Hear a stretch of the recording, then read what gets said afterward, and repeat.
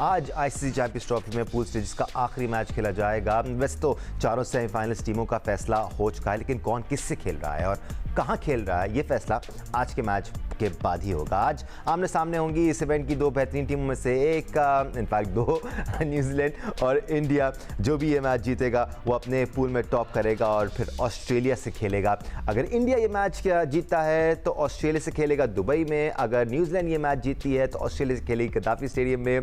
कुछ कन्फ्यूजन आप लोगों के जहन में भी होगी, लेकिन by the end of this show हम आपकी तमाम कन्फ्यूजन्स क्लैरिफाई कर देंगे। आज तो ये मैच खेला जाएगा, लेकिन कल जो मुकाबला हुआ था साउथ अफ्रीका और इंग्लिश टीमों के दरमियान, उसमें एक बार फिर साउथ अफ्रीका ने साबित किया कि वो सीरियस इंटेंट के साथ आईसीसी चैंपियंस ट्रॉफी खेलने आए हैं और अब उनका स्क्वाड भी काफ़ी बैलेंस नज़र आ रहा है और हर कोई परफॉर्म करता हुआ नज़र आ रहा है। एक ओवरव्यू आपके साथ शेयर कर लेते हैं कल के मैच को लेकर। कल साउथ अफ्रीका ने 7 विकेटों से शिकस्त दी एक down and out English team को।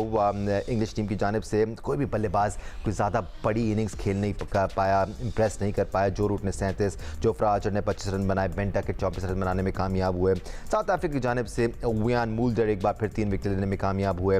जॉनसन ने ऊपर से 3 विकेट्स हासिल की, विच वॉज इम्प्रेसिव, और यही वजह है कि बैकफुट पर धकेलने में कामयाब हुई कल south African team English team को। और केशव महाराज ने एक बार फिर 2 विकेट्स हासिल की। कुछ ज़्यादा बात हो नहीं रही केशव महाराज की, लेकिन हर मैच में अपना रोल ज़रूर प्ले कर रहे हैं। एक बार फिर साउथ अफ्रीका के लिए रासी वैंडरड्यूसन ने 72 रन बनाए और हेनरिक क्लासन ने 64 रन की इनिंग्स खेली at very good strike rates as well. तो सीरियस थ्रेट है यहाँ पर साउथ अफ्रीका की टीम भी, या उस टीम के लिए जो साउथ अफ्रीका से मुकाबला करेगी, और जाहिर सी बात है इसका फैसला आज के मैच के बाद ही होगा। एक्सपर्ट ओपिनियन के लिए आज हमारे साथ मौजूद है पाकिस्तान के साबिक कप्तान और टेस्ट क्रिकेटर राशिद लतीफ़, टेस्ट क्रिकेटर सिकंदर बख्त ने हमें ज्वाइन किया हुआ है, टेस्ट क्रिकेटर अहमद शहजाद हमारे साथ मौजूद हैं और senior sports journalist program score के एंकर पर्सन सैयद याहिया हुसैनी भी हमारे साथ मौजूद हैं। ब्रीफली राशिद लतीफ़ साहब, कल के मैच पर आपका ओपिनियन शामिल कर लेते, फिर हम बाकी एक्सपर्ट से आगे की तरफ बढ़ेंगे और आज के मैच में बात करेंगे। एक बार फिर साउथ अफ्रीका ने प्रूव किया कि वो सीरियस थ्रेट है बाकी टीमों के लिए। जी, साउथ अफ्रीका तो अच्छा खेल ही रही थी और एक और मैच बहुत अच्छा खेला। वरी का साइन है इंग्लैंड की टीम, पाकिस्तान की टीम, वेस्ट इंडीज की टीम, श्रीलंका की टीम, जो चैंपियन रहे हैं पास्ट में चैंपियंस ट्रॉफी के। लेकिन इंग्लैंड का मुझे नहीं पता, लेकिन बाकी टीम रही है। क्रिकेट 2 या 3 कंट्री में बहुत अच्छी खेली जा रही है, लेकिन जिस तरह का कल का मैच हुआ है बहुत मायूस कुन था। जिस तरह पाकिस्तान की कारकर्दगी है बहुत मायूस कुन रही है। चैंपियंस ट्रॉफी या क्रिकेट, दोनों में से बहुत सारी चीजें ऐसी लग रही हैं कि बहुत अच्छी नहीं है क्रिकेट के लिए। इंडिया एक ऐसी टीम है जो कि निकल के सामने आई है। न्यूजीलैंड, ऑस्ट्रेलिया, उसके अलावा नजर उठाते हैं तो अब साउथ अफ्रीका। इसका मतलब है कि 150 साल में क्रिकेट बहुत ज्यादा अच्छी नहीं हुई। अफगानिस्तान से एक होप आई है, हमें बहुत ज्यादा होप आई है कि क्रिकेट फ्लरिश करेगी, आगे जाएगी। और इस चैंपियन ट्रॉफी में जिस तरह से ड्रॉज बनाए गए वो भी काबिल तारीफ नहीं रहे। ये मैच जो इंडिया का मैच है ये कल हो जाना चाहिए था, इससे डिसाइड होता कि कौन सी टीम कहाँ पे खेलेगी। अभी साउथ अफ्रीका कल मैच खेल के दुबई जा गई है और ऑस्ट्रेलिया भी दुबई में ही है। इनमें से डिसाइड होगा, उसके बाद एक टीम ट्रेवल करेगी, वापस पाकिस्तान आएगी। ये या तो गैप ऐसा रखते या ऐसा करते, तो ये मिसमैनेजमेंट हुई है बहुत बड़ी। ये माफी के लायक तो नहीं होना चाहिए इतने बड़े इवेंट में। 3-4 टीमें वहीं बैठी हुई और डिसाइड होगा कि कौन सी टीम पाकिस्तान में खेलेगी, कौन सी टीम दुबई में खेलेगी।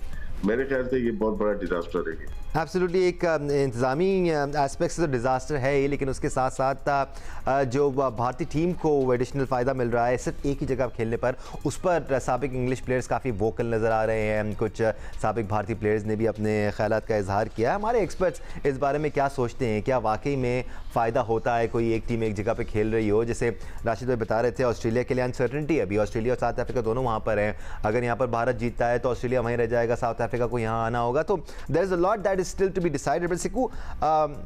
काफ़ी वोकल नज़र आ रहे हैं अब साबिक क्रिकेटर्स, खासतौर पे इंग्लिश क्रिकेटर्स, कि भारत को फ़ायदा हो रहा है एक ही जगह खेलने पे। कहते हैं बहुत देर कर दी मेहरबान आते आते।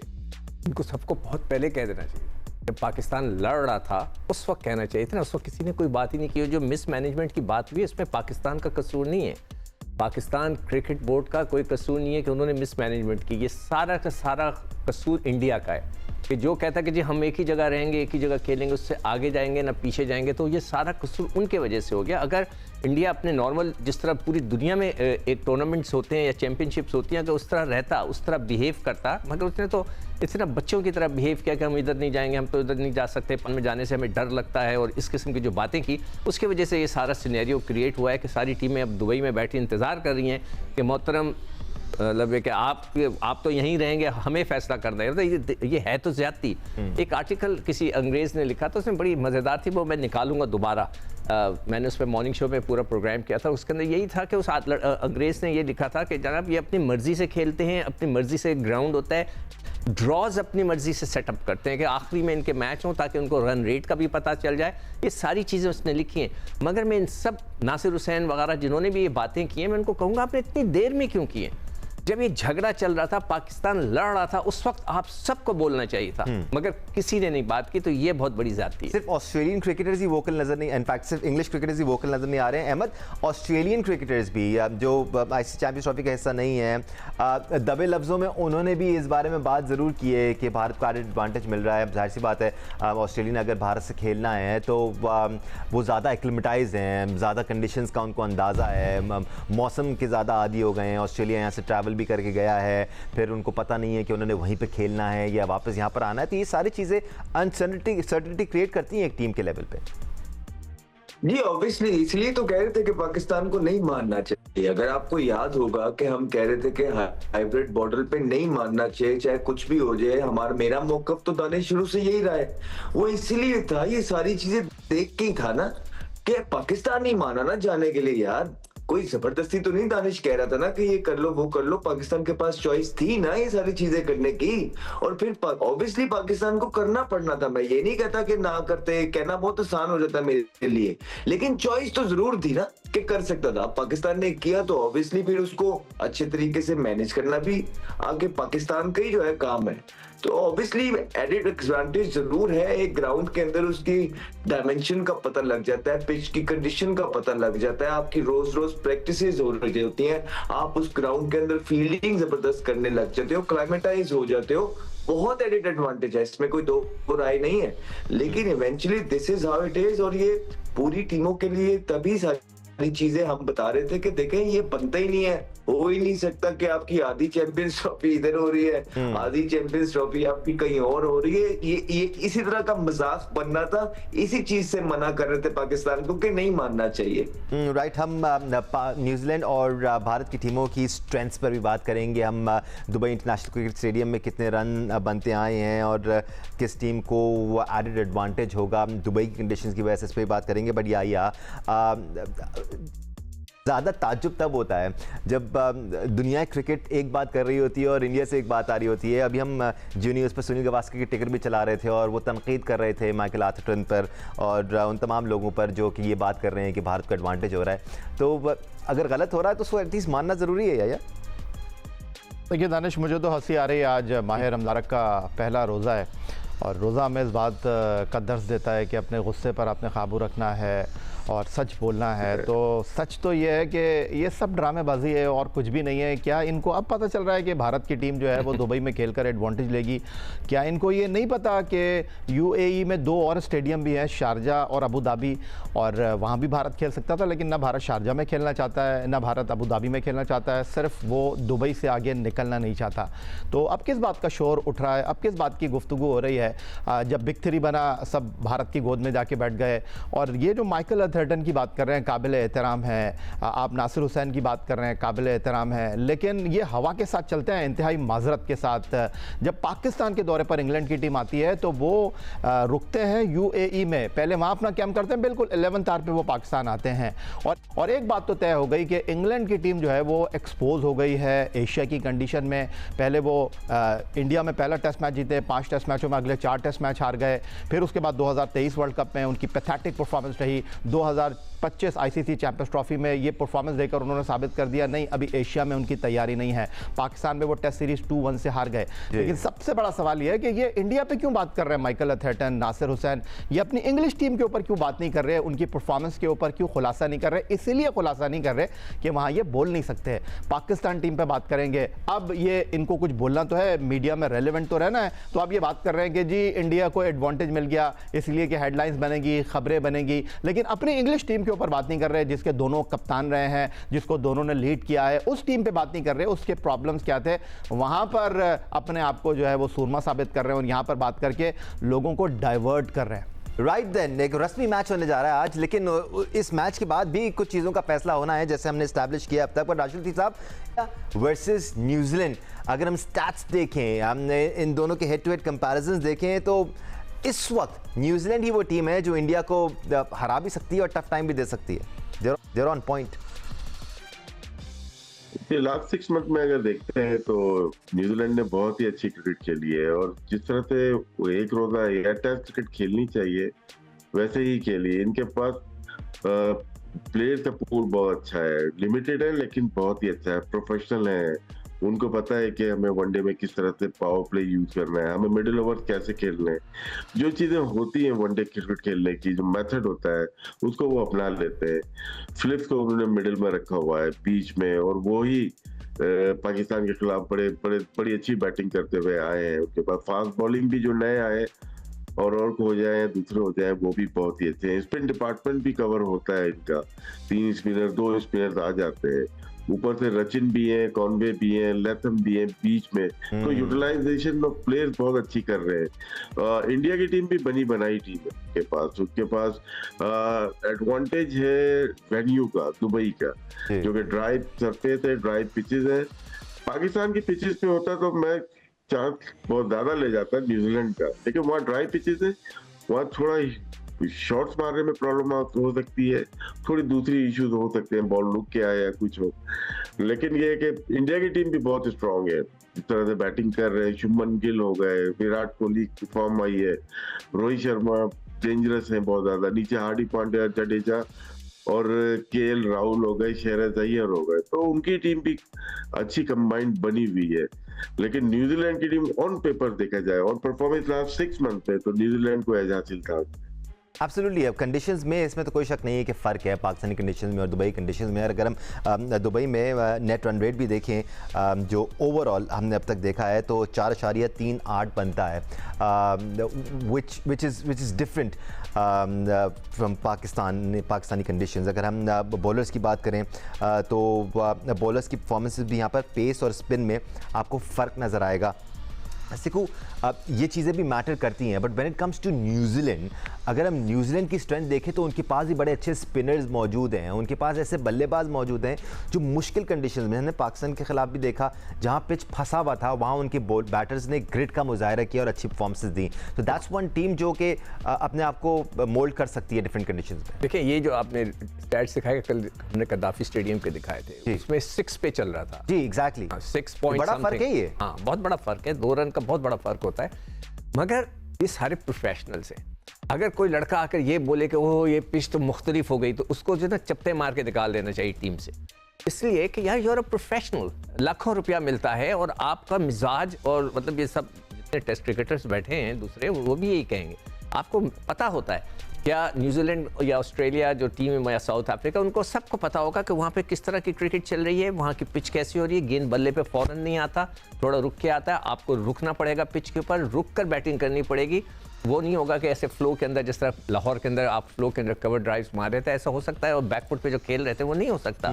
तो आपको उस हिसाब से खेलना है, और ये एक प्रोफेशनल खिलाड़ी की ये होना चाहिए। इसी तरह उनके स्पिनर्स को पता होगा कि यहाँ पर हर एक को, जो प्रोफेशनल्स हैं, ये नहीं हो सकता कि सब सो रहे हैं, अरे नहीं यार देख लेंगे, नहीं, उन सबको पता होगा, वो बात करते हैं, बैठते हैं, मीटिंग्स करते हैं, और यही चीज़ है। वो तो ये जो फ़र्क है आप कह रहे हो, बिल्कुल उनको पता होगा कि, और न्यूजीलैंड की टीम माशाल्लाह से मेरी इस वक्त थोड़ी सी फेवरेट वही है। मैं कभी भी किसी टीम को फेवरेट नहीं कहता, इसलिए कि जो अच्छा खेले वो जीते, मगर न्यूजीलैंडर्स का जो सबसे अच्छी चीज़ मुझे नज़र आती है, बड़े मॉडेस्ट किस्म के होते हैं, बड़े आराम से, कोई ज़्यादा शोशा नहीं, कोई अपने आप बड़ा प्लेयर, जैसे विलियमसन है, वो आकर शोशा नहीं कर रहा होता कि मैं बहुत बड़ा प्लेयर हूँ, कहीं मैंने नहीं देखा। अपने एक्शन से थ्रेट कर रहे होते हैं और बहुत ही अच्छे लोग नहीं कर रहे होते हैं। अहमद, इंडिया की परफॉर्मेंस भी हम इस वक्त आपके टेलीविजन स्क्रीन पर दिखा रहे हैं। पाकिस्तान के खिलाफ जीते 60 रन से, बांग्लादेश को शिकस्त दी 5 विकेट से। न्यूजीलैंड की भी अगर हम परफॉर्मेंस देखें तो वो ऑलमोस्ट सिमिलर ही आपको नजर आएगी, दे प्लेड एक्सेप्शनली वेल। हम बॉलर्स का भी परफॉर्मेंस दिखाते हैं और फिर आपकी तरफ आते हैं अहमद, क्योंकि न्यूजीलैंड के बॉलर्स ने बड़ा अच्छा परफॉर्म किया है। सिर्फ एक डिपार्टमेंट में आपको अच्छी परफॉर्मेंस नजर नहीं आएगी? ऐसा नहीं है कि सिर्फ पेसर्स अच्छा परफॉर्म कर रहे हैं या सिर्फ स्पिन हैवी उनका बॉलिंग अटैक है। आप ब्रेसवेल की विकेटें देखें, 5 विकेट्स लेके वो इधर तक आए हैं। विलो रूक ने अब तक 5 विकेट्स हासिल किए हैं। मैट हेनरी अब तक 3 विकेट्स हासिल कर चुके हैं। मिचेल सैंटनर ने 3 विकेट्स हासिल किए हैं। उधर हम भारत को देखें तो भारत में हर्षित राणा ने अब तक 4 विकेट्स हासिल किए हैं। उसके अलावा 2 विकेट्स हार्दिक पांड्या ने हासिल किए हैं। 3 विकेट्स कुलदीप यादव ने हासिल किए हैं। मोहम्मद शामी ने पहले मैच में 5 विकेट्स हासिल की थी। तो ज़्यादा वेल बैलेंस क्या नज़र आ रही है आपको न्यूजीलैंड की बॉलिंग साइड इस वक्त? बैटिंग साइड पर हम थोड़ी देर में बात करेंगे। देखिए, लुकिंग एट द पिचेस ना, जो यूएई के अंदर पिचेस आ रहे हैं, अभी ILT20 जब हुआ था बोल रहे थे कि सीविंग कंडीशन होंगी, लेकिन जैसे ही स्टार्ट हुए मेन मैचेस, बांग्लादेश का मैच भारत से हुआ और पाकिस्तान का मैच भारत से जब हमने देखा, तो वो टिपिकल स्लो पिचेस जो होती हैं ड्राई स्क्वायर के साथ हमें देखने को मिली। उसको देखते हुए भारत की टीम जो है वो बड़ी है, इसमें कोई शक नहीं है कि बड़ी बैलेंस टीम है न्यूजीलैंड की भी, और लड़के सारे बड़ी अच्छी जबरदस्त फॉर्म के अंदर है।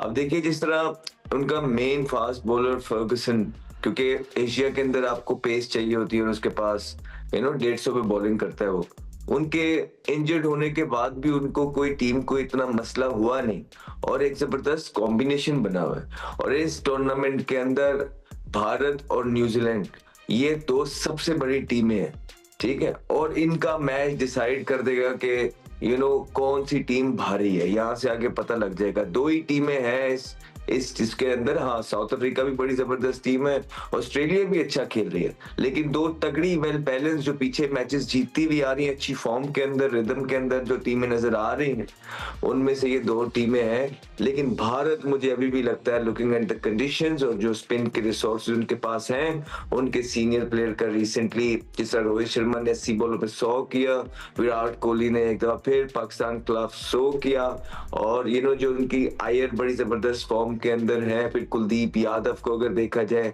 राणा ने बड़ी अच्छे तरीके से रिस्पॉन्सिबिलिटी संभाली है फास्ट बॉलिंग की, मिलके शामी के साथ 5 आउट किए शामी ने भी। तो आई थिंक एक ऑल इन ऑल बड़ा जबरदस्त मैच होगा दोनों टीमों का, लेकिन भारत का पलड़ा, लुकिंग एट द कंडीशन और उनके सारे मैच एक ही वेन्यू के ऊपर हैं, ये सारी चीजें देखते हुए भारत का पलड़ा भारी रहेगा। कोई शक नहीं है भारतीय टीम इस वक्त ज़्यादा सेटल नज़र आ रही है, लेकिन अगर किसी एक टीम में अहलियत है भारतीय टीम को किसी भी कंडीशन में शिकस्त देने की, तो वो team New Zealand. It's time for Sufi waters question of the day before move on towards Yahya Hussaini. हम कल शामिल कर लेते हैं। कल हमने आपसे सवाल किया था ICC चैंपियंस ट्रॉफी में बेहतरीन बॉलिंग फिगर्स किसके हैं, तो सही जवाब है परवेज़ मारूफ, 6 for 14। That happened in 2006। Sri Lanka से ताल्लुक है परवेज़ मारूफ का, और शानदार बॉलिंग का मुजाहरा इन्होंने आज से तकरीबन 20 साल पहले किया था।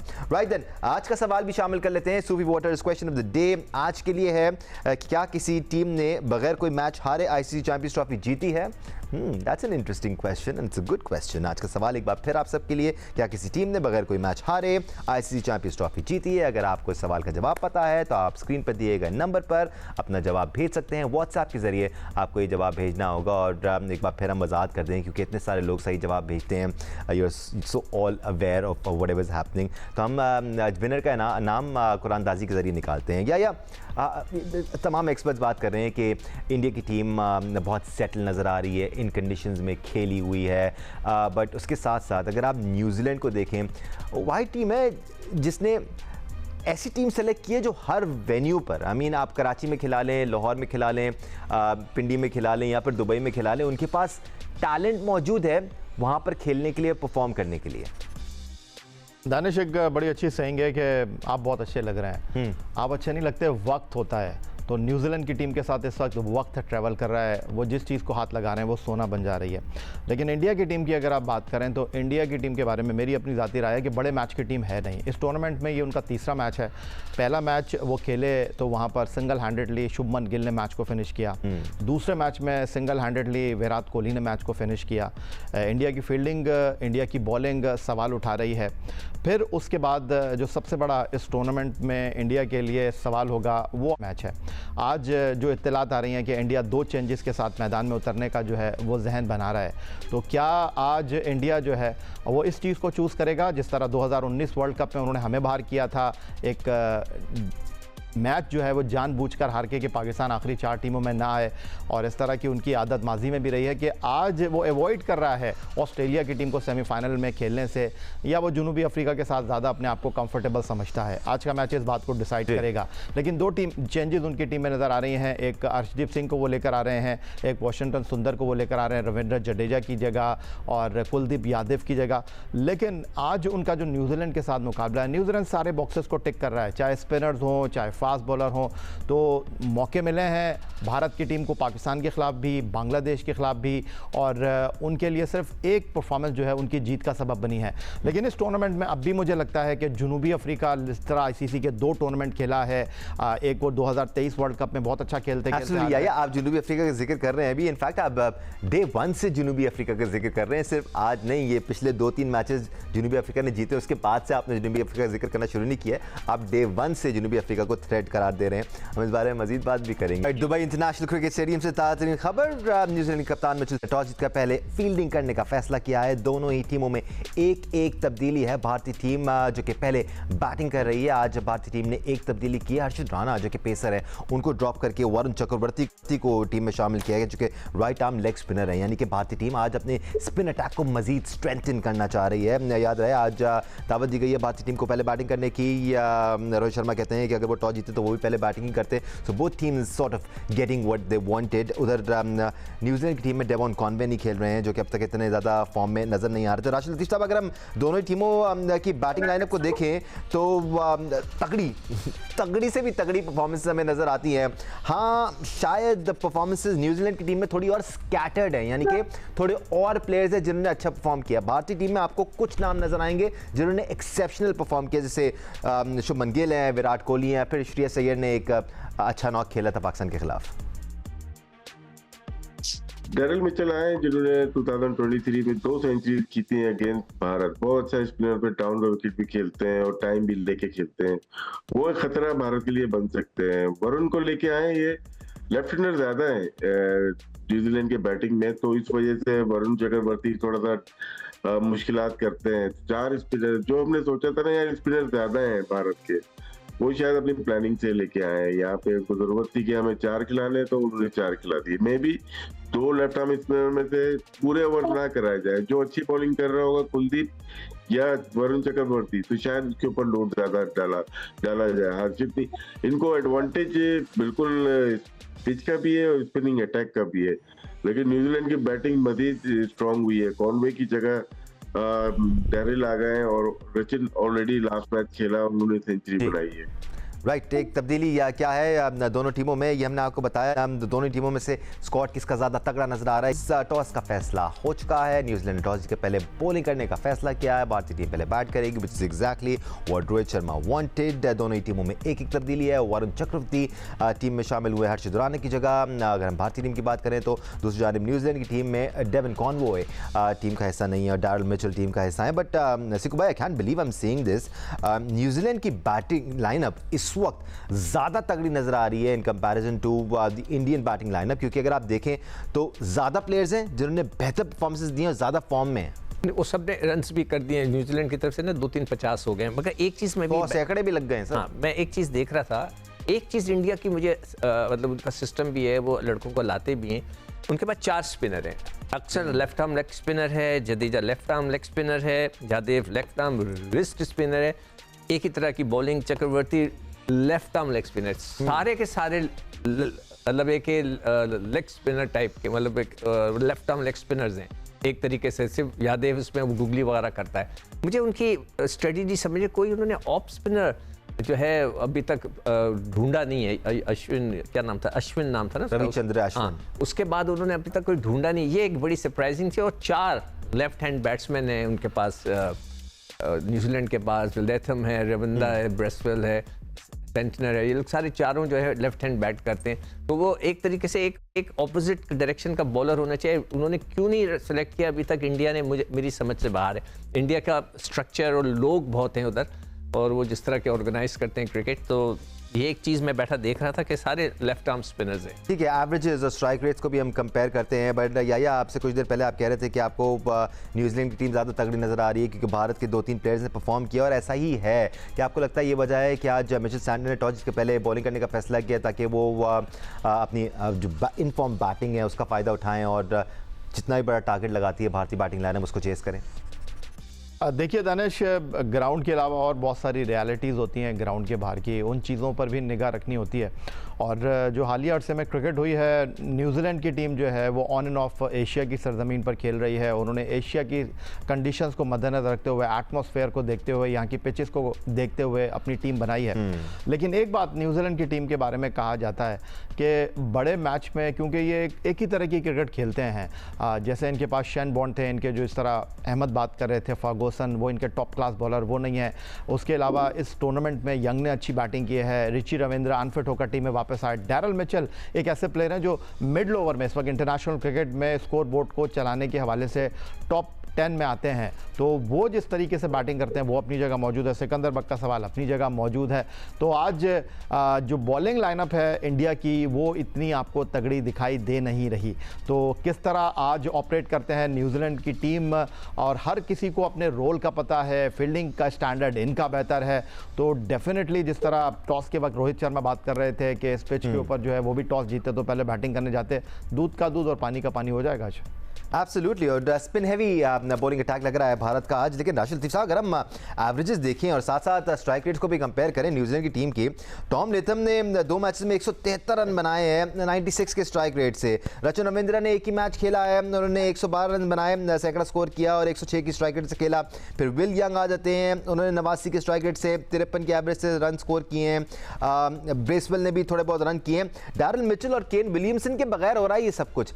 इसके अलावा जितने भी बल्लेबाज हैं वो परफॉर्म कर रहे हैं। तो अभी भी आप कहते हैं ना कि एक ही प्लेयर, 2 प्लेयर, 3 प्लेयर खेलते आ रहे हैं, कुछ बड़े प्लेयर अभी तक परफॉर्म नहीं कर रहे हैं, तो वो भी अभी परफॉर्म कर सकते हैं। न्यूजीलैंड की टीम वाकई में बहुत स्ट्रांग नजर आ रही है इधर। अगर पाकिस्तान के खिलाफ जो मैचेस खेले हैं वो भी इंक्लूड कर लिया जाए तो मजीद परफॉर्मेंस अच्छी लगेगी। एब्सोल्युटली, लेकिन अभी कंडीशन डिफरेंट है। अब लाहौर नहीं है, कराची नहीं है, पिंडी नहीं है, अब दुबई है।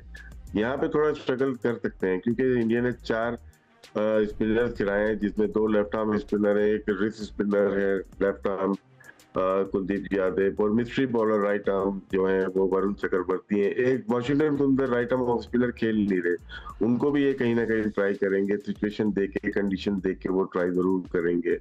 तो यहाँ पे जो आपने जो स्टैट्स बताया बिल्कुल बहुत अच्छे लग रहे हैं यहाँ पे, लेकिन कंडीशन डिफरेंट है।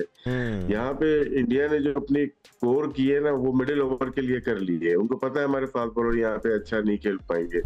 पाकिस्तान ने मिस्टेक की है, शायद अगर इनको ऊपर से विकेट नहीं मिली तो ये कोशिश करेंगे 11 से 40 ओवर के दरमियान जितना गेम है उनको कंट्रोल कर रहे हैं। और यहाँ पे कैप्टनसी बहुत मैटर करती है कि किस स्पिनर को कब लेके आना है, कौन सा बैट्समैन कौन सा स्पिनर को ज्यादा बेहतर खेलता है।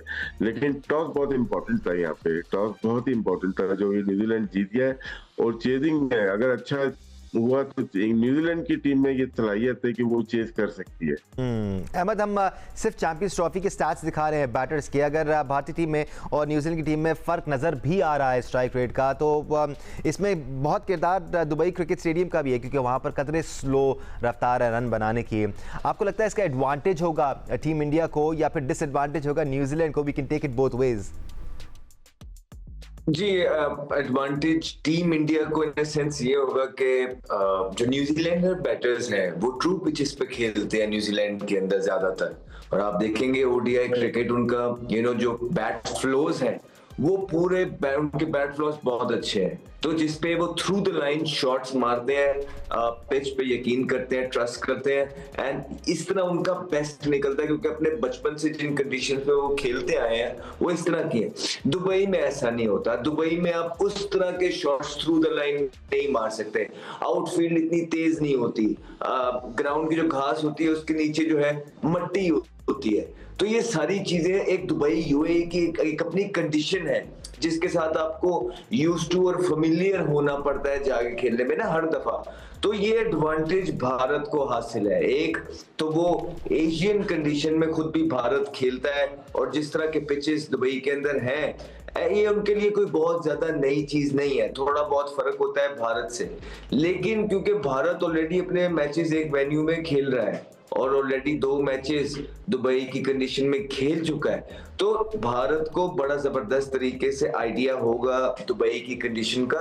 ये एक फर्क है। जहां तक आप टीम की कॉम्पोजिशन की बात कर रहे हैं, दोनों टीमें जो हैं बहुत जबरदस्त टीमें हैं। उन दोनों टीमों के पास स्पिनिंग ऑप्शन मौजूद है, तगड़े ओपनर मौजूद हैं, सीनियर बल्लेबाज like Kane Williamson, Virat Kohli, ये लोग मौजूद हैं, अच्छी फास्ट बॉलिंग मौजूद है।